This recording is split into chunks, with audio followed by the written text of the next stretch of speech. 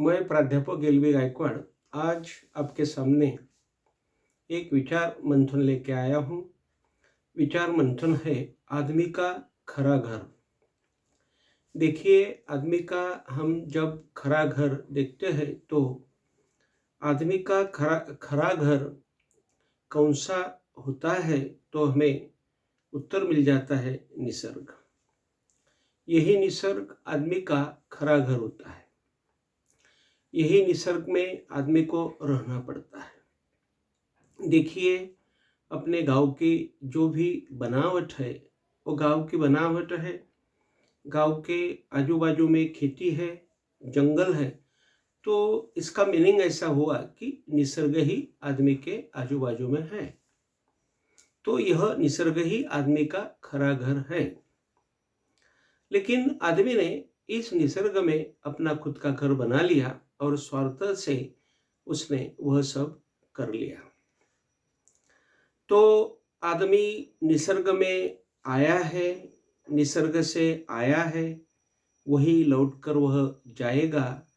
साथ उसने क्या लाया, यहाँ क्या पाया, आखिर सब थी माया, सड़ गई उसकी काया, खत्म हुई निसर्ग की छाया।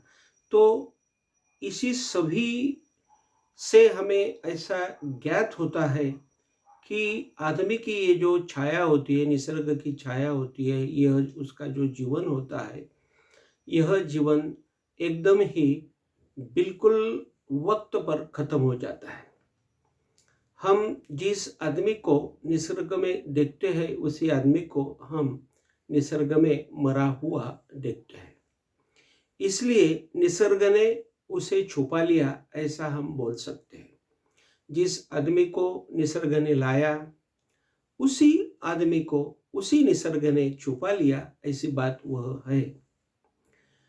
इसीलिए निसर्ग ही आदमी का घर है।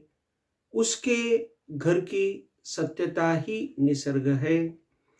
घर में रहने वाला आदमी अचानक समय पर मर जाता है और घर में उसका दिखना नसीब नहीं होता। घर आदमी का है, वैसा ही निसर्ग आदमी का ही है और आदमी निसर्ग का ही है। मरे हुए आदमी को हम जलाते हैं, गड्ढे में उसे गाड़ देते हैं, बस वह निसर्ग में देख नहीं पाते उसे। देखिए, हम जब आदमी मर जाता है तो उसे हम एक खड्डे में उसे रख देते हैं, उसके ऊपर हम मिट्टी डाल देते हैं या उसे हम जला देते हैं। तो यह आदमी पंचतत्वों में विलीन हो जाता है, मिट्टी में मिल जाता है। तो इसीलिए यहाँ पर मैं आपको बोलूँगा कि आदमी का खरा घर तो निसर्ग है। देखिए, निसर्ग का प्रतीक नदी होती है। उस नदी का उदाहरण हमने यदि लिया तो नदी के काट पर हम बैठ गए और पानी वहाँ से ले लिया। हमने टंकी पानी लिया, बहुत पानी हमने वहाँ से लिया। नदी ने कभी बोला नहीं कि तू इतना पानी मेरे से क्यों निकाल रहा है। यह नदी की गहराई, यह निसर्ग की गहराई हमने देखी ही नहीं। किसी पेड़ के फल हमने खा लिए, कभी उस पेड़ ने बोला नहीं कि मेरे इतने फल आप खा गए हो, इसका ऋण आप कैसा चुकाओगे या इसका पैसा मुझे कब दोगे। ऐसा कभी उस पेड़ ने बोला ही नहीं। इसलिए यह बात यहाँ पर हो जाती है कि निसर्ग में एक इंसानियत होती है, निसर्ग में एक बड़प्पन होता है, निसर्ग में एक सगेपन होता है, सगापन होता है कि जिस सगापन में आदमी पनप जाता है। लेकिन यदि इसी स्वार्थी आदमी का उदाहरण लिया जाए तो ऐसा लगता है कि यह स्वार्थी आदमी कभी निसर्ग का कभी सुनता ही नहीं। देखिए, उस नदी ने पानी दिया, इस आदमी ने पानी आदमी को देना बंद कर दिया। एक दफा आदमी ने पानी मांगा तो उसने पानी दिया, दूसरे दफा वह पानी मांगने के लिए गया तो आदमी ने कहा मेरे घर को तू पानी मांगने क्यों आता है? तो पानी, अन्न और जो भी कुछ आदमी के लिए गरज की जो बातें होती है, वह आदमी ने आदमी को देना बंद कर दिया। इसलिए आदमी आदमी का यहाँ पर दुश्मनी का माहौल पैदा हो गया। तो इसी बात पर हमारा घर यदि निसर्ग है तो हमने निसर्ग का ही सुनना चाहिए। निसर्ग के अनुसार ही हमने करना चाहिए, प्रकृति के अनुसार ही हमने करना चाहिए। क्या हम प्रकृति के अनुसार करना जानते हैं? क्या प्रकृति के अनुसार हम अपना बर्ताव रखते हैं? तो इन सभी प्रश्नों का उत्तर मिल जाता है नहीं। तो यहाँ पर इस गड्ढे में जब आदमी को डाला जाता है तो हमें नहीं दिखता है वह आदमी, क्योंकि उस आदमी का गड्ढे का या आग का रोल ही यहाँ पर खत्म हो जाता है। वहाँ पर ना आग रहती है, ना वह खड्डा रहता है। बाद में उसी खड्डे को हम कभी खोदते नहीं हैं, उसको हम वापर में लाते नहीं हैं, या उसी आग को हम और नहीं देखते हैं, यानी पुनश्च उसे हम नहीं देखते हैं। तो यह आदमी के साथ ही सब खत्म हो जाता है। तो कहने की बात यह है कि निसर्ग आदमी है, प्रकृति आदमी है और आदमी प्रकृति है। जब तक यह निसर्ग रहेगा तब तक ही यह आदमी रहेगा, ऐसा यहाँ पर होता है। लेकिन निसर्ग की जो बातें है कि देना, लेना नहीं, फुकट का देना, लेना नहीं। देखिए बारिश होती है, हम कुछ देते नहीं। सूरज यहाँ पर हमें उष्मा देता है, हम कुछ उसे देते नहीं। चंद्रमा प्रकाश देता है, उसे हम कुछ देते नहीं। आकाश में तारे हैं, वह चमकते हैं, हमें प्रकाश रात में देते हैं, उन्हें हम कुछ देते नहीं। यानी निसर्ग में समुंदर है, समुंदर हमें बहुत कुछ गहराई देता है, उसे हम कुछ देते नहीं। यानी निसर्ग में रहने वाला आदमी निसर्ग को ही कुछ नहीं देता है। तो बात यह ऐसी है कि आदमी का जो बर्ताव है, आदमी का जो रहन सहन है, उसका जो भी तत्वज्ञान है या तत्व है, यह तत्व है दूसरों को मदद नहीं करना। लेकिन यह आदमी यदि निसर्ग का यह उदाहरण ले ले तो यहाँ पर आदमी सुधर जाए और समाज भी सुधर जाए। यदि आदमी का अंतिम सत्य यही है, निसर्ग ही आखिर में खत्म होने जाएगा।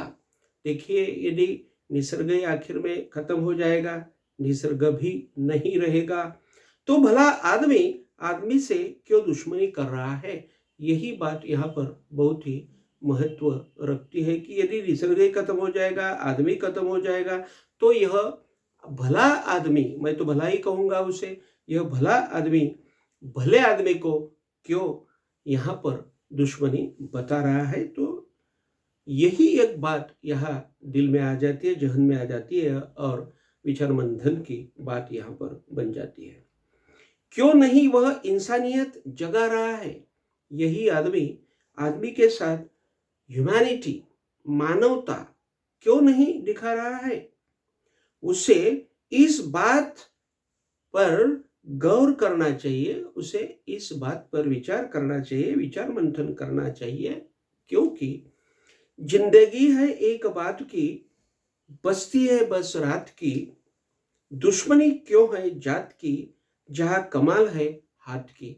देखिए हम जब इन पंक्तियां को दोहराते हैं तो ऐसा है कि जिंदगी है एक बात की, यानी एक ही बात में जिंदगी खत्म हो जाती है, एक पल की जिंदगी होती है, एक रात की जिंदगी होती है, बस रात बसती है, उसमें जिंदगी बसती है। दुश्मनी क्यों फिर पनपती है और जात जात में क्यों ऐसे झगड़े हो जाते हैं? क्योंकि सभी तो हाथ की कमाई होती है, हाथ की कमाल होती है, हम हाथ से ही सब आश्चर्य करते हैं, सभी हाथों में रहता है। तो यह हाथ आदमी को अच्छा क्यों नहीं देते? दूसरों का यह हाथ भला क्यों नहीं चाहते? ऐसे बहुत से प्रश्न यहाँ पर जन्म लेते हैं। करो यारो हाथ की सफाई, करो यारो, हाथ की सफाई छोड़ दो बेवफाई।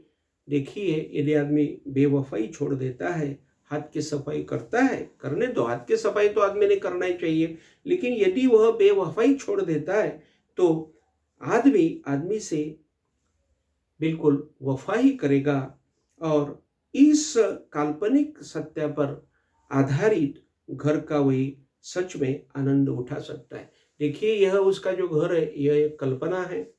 देखिए, ईश्वर को एक कल्पना सूझी और उस सुझाव उसने रखा खुद के सामने, और उसने जो अपना प्रकृति है, निसर्ग है, बनाया, उसमें आदमी को भेजा। और उस आदमी को उसने इसलिए भेजा कि यह आदमी मेरा सपना, यह आदमी मेरे दिल की बात को समझ पाएगा और अच्छा समाज में करेगा।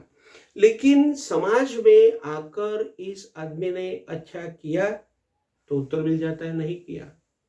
तो देखिए, यदि आदमी निसर्ग के तरफ या प्रकृति की तरफ देखता है तो बिल्कुल ही उसे अच्छा करना ही पड़ेगा, क्योंकि सागर पे यदि वह चला जाए, समुंदर पर यदि वह चला जाए, चंद्रमा के तरफ वह देखे, सूरज की तरफ वह देखे, तो उसे लगेगा कि यह सभी प्रकृति की जो भी चीजें हैं, यह सभी मुफ्त में देती है और आदमी के साथ प्यार करती है। और आदमी ने वही चीजों पर कर लगा दिए, टैक्सेस लगा दिए, उसके ऊपर वो पैसे लेने लग गया, जगह पर वह पैसे लेने लग गया।